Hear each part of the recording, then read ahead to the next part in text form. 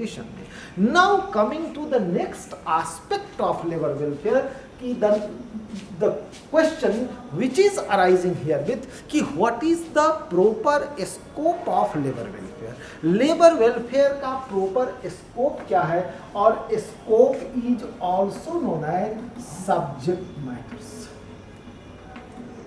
Subject matters यानी कि labour welfare का सब्जेक्ट मैटर्स क्या है, लेबर वेलफेयर का स्कोप क्या है, आज के क्लास का सब्जेक्ट यही है।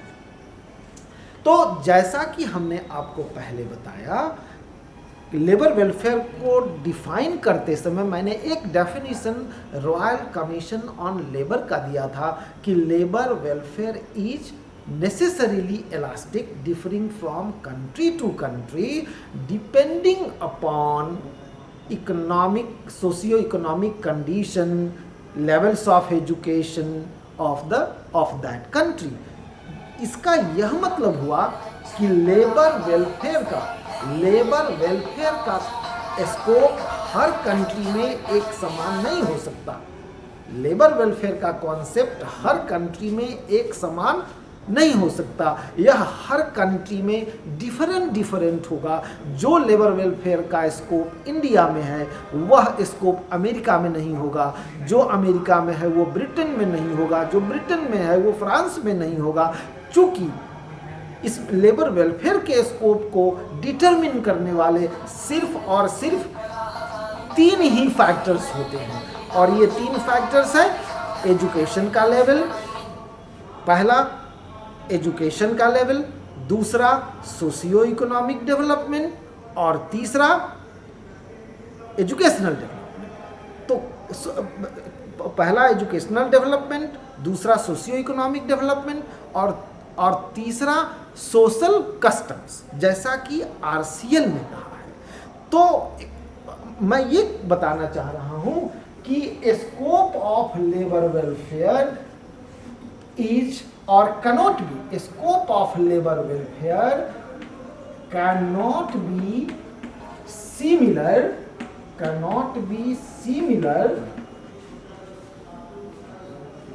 in all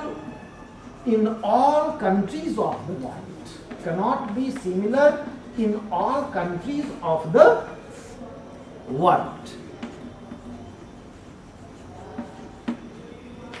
First thing about scope of labor welfare कि scope of labor welfare cannot be similar in all countries of the world. Now according to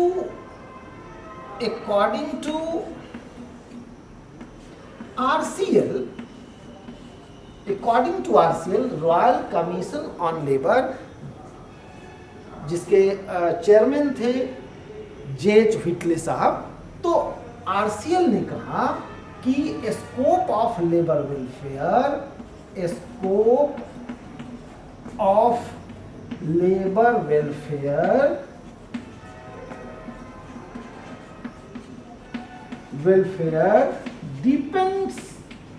depends on 3 factors.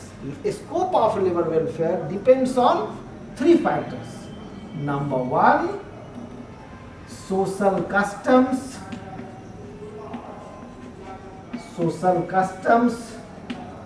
Number 2, degree of industrialization.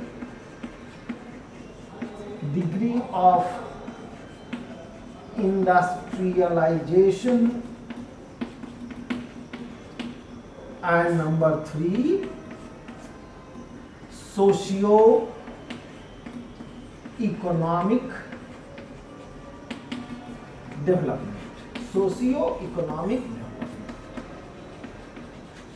मतलब कि जिस country में social custom जैसा होगा, labour welfare का scope उसके according होगा। जिस कंट्री में एक्सटेंट ऑफ इंडस्ट्रियलाइजेशन जितना होगा, लेबर वेलफेयर का स्कोप उसके अनुसार डिटरमिन होगा। और तीसरा, जिस कंट्री में सोशियो इकोनॉमिक डेवलपमेंट जिस डायरेक्शन में होगा, जिस स्तर तक होगा, जिस एक्सटेंट तक होगा, लेबर वेलफेयर का स्कोप भी उसी के अनुसार होगा।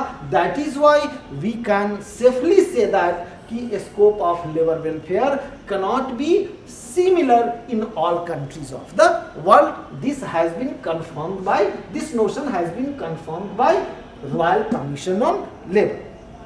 Now secondly,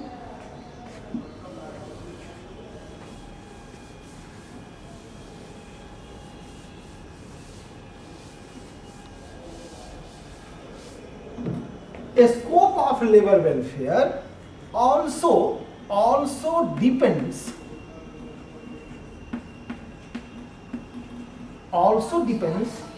on bargaining, also depends on a strength of trade unions.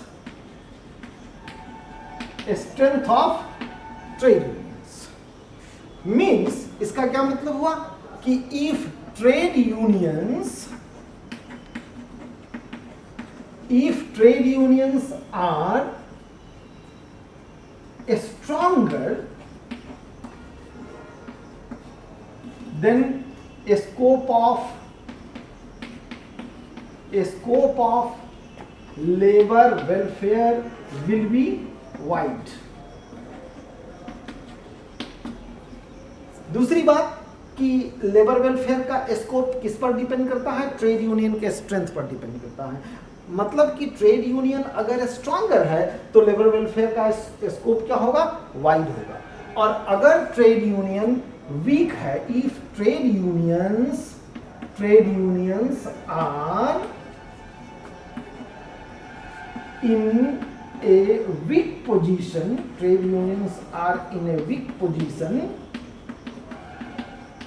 then a scope of labor welfare will be narrow. मतलब कि ट्रेड यूनियन अगर मजबूत स्थिति में है तो लेबर वेलफेयर का स्कोप ज्यादा विस्तृत होगा। अगर ट्रेड यूनियंस वीक पोजीशन में है तो उसका लेबर वेलफेयर का स्कोप नैरो होगा, मतलब सिमटा हुआ। इसका यह भी मतलब हुआ कि ट्रेड यूनियंस के बार्गेनिंग पावर पर लेबर वेलफेयर का स्कोप डिपेंड करता है। मतलब कि अगर ट्रेड यूनियंस की बार्गेनिंग पावर ज्यादा है, then scope of labour welfare will be wide, and if the bargaining power of the trade unions is less, then a scope of labor welfare will be narrower.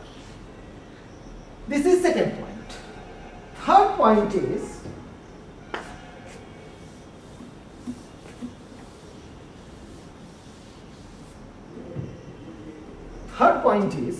कि scope of labor welfare also depends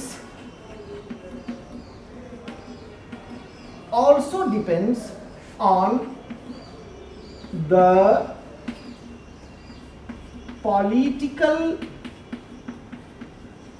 structure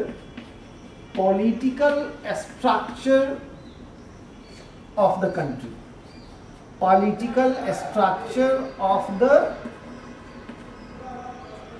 of that country. What does it mean? It means कि in a country having kingship system,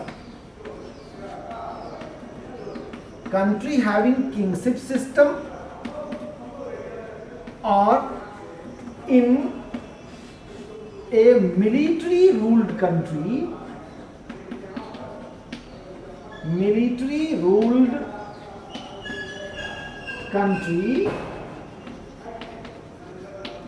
a scope of labor welfare will be limited. यानी कि राजतंत्र में अथवा जो जो जो military ruled country है उस कंट्री में लेबर वेलफेयर का स्कोप लिमिटेड होगा। But in a democratic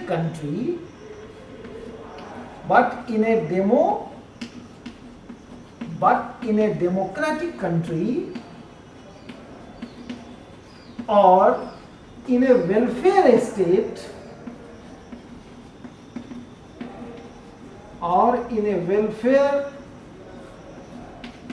state like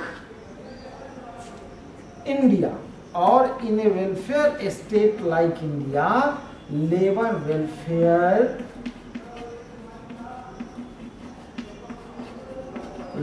welfare will have unlimited scope।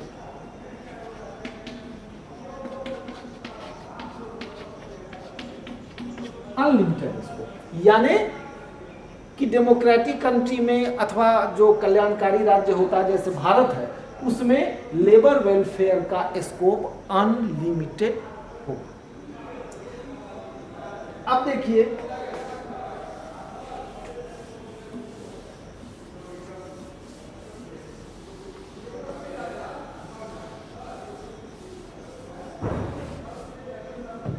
while discussing the scope of labor welfare, Dr. C.B. Memoria has clearly stated that with regard to scope of labor welfare, following subject matters must be included। तो according to Dr. C.B. Memoria, according to Dr. C.B. Memoria,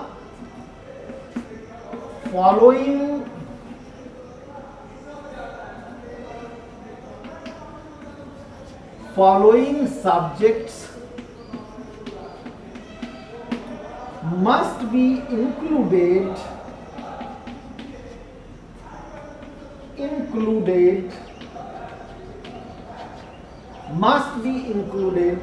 under the scope of labor welfare, under the scope of labor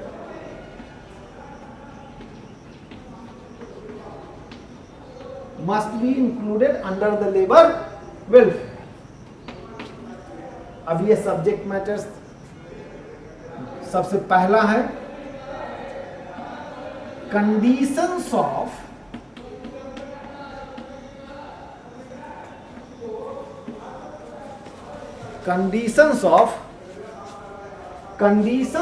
of work environment।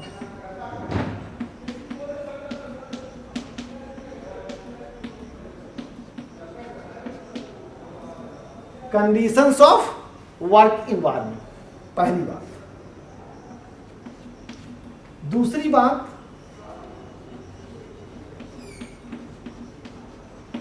Workers health services, third subject matter is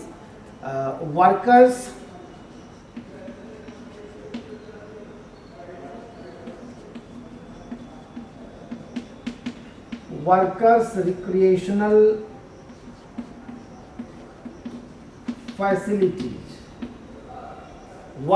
recreational facilities। First is conditions of work environment, second is workers health services, third is workers recreational facilities, fourth is cultural activities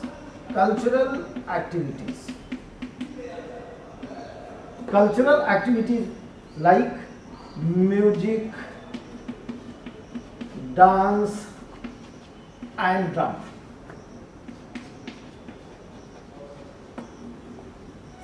Five,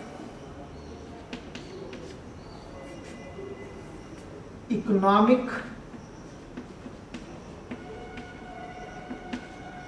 welfare, economic welfare. Sixth is educational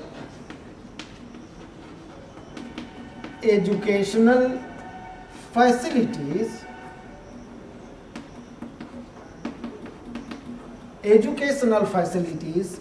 for workers and their children,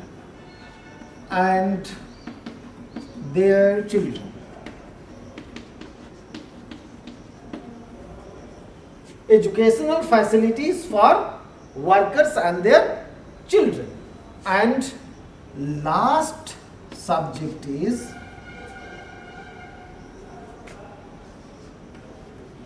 general welfare, like housing and transportation.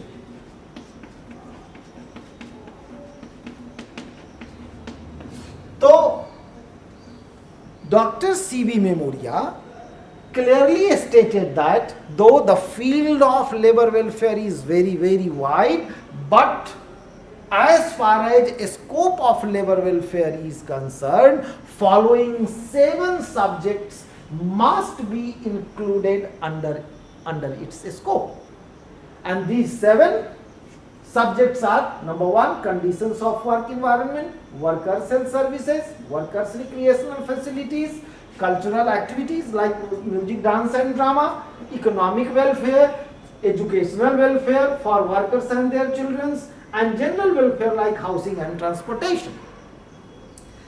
While discussing the scope of labor welfare, the APEX organization, that is International Labour Organization, which was established in the year 1919 with its headquarters in Switzerland, Geneva,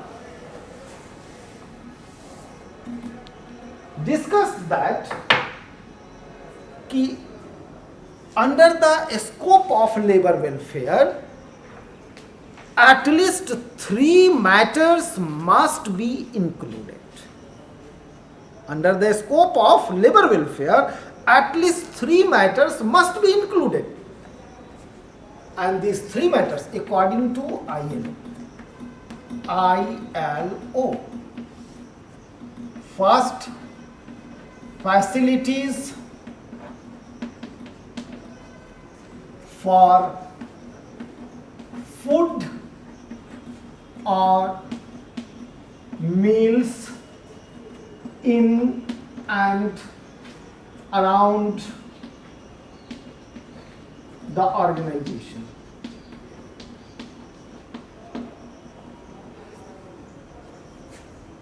Number 2, facilities for food or meals in and around the organization. Number 2, housing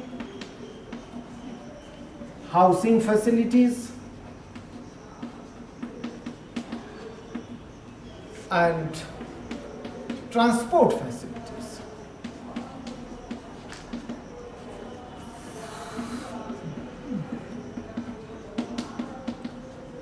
Housing facilities and transport facilities. So these are the 3 subjects which must be included under the scope of labor welfare as stated by the International Labour Organization. Therefore, in our next class, we shall be talking about the activities undertaken by 5 agencies of labor welfare, and these 5 agencies are central government, state government, employers, trade unions and other voluntary organizations. Thank you very much.